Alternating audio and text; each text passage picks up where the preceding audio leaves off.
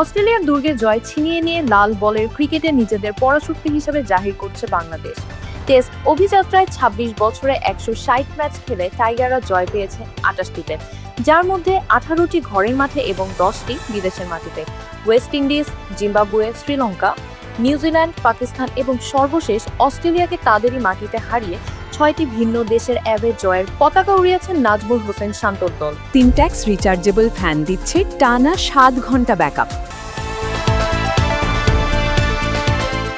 Test খেলুড়ে সব দেশের মাটিতে জয়ের চক্র পূরণ করতে বাংলাদেশকে এখনো বাকি ৩টি দেশে জয় তুলে নিতে হবে: ভারত, দক্ষিণ আফ্রিকা ও ইংল্যান্ড।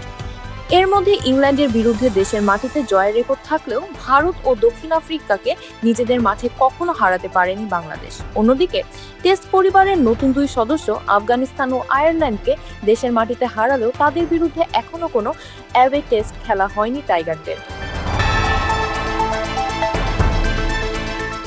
২০০৯ সালে কিংস্টনে ওয়েস্ট ইন্ডিজকে হারিয়ে প্রথম অ্যাওয়ে টেস্ট জয়ের স্বাদ পেয়েছিল বাংলাদেশ। দেশের বাইরে পাওয়া 10টি জয়ের মধ্যে সর্বোচ্চ 3টি এসেছে ক্যারিবিয়ানদের বিপক্ষে। জিম্বাবুয়ে ও পাকিস্তানের 2টি করে এবং শ্রীলঙ্কা, নিউজিল্যান্ড ও অস্ট্রেলিয়া এসেছে 1টি করে জয়।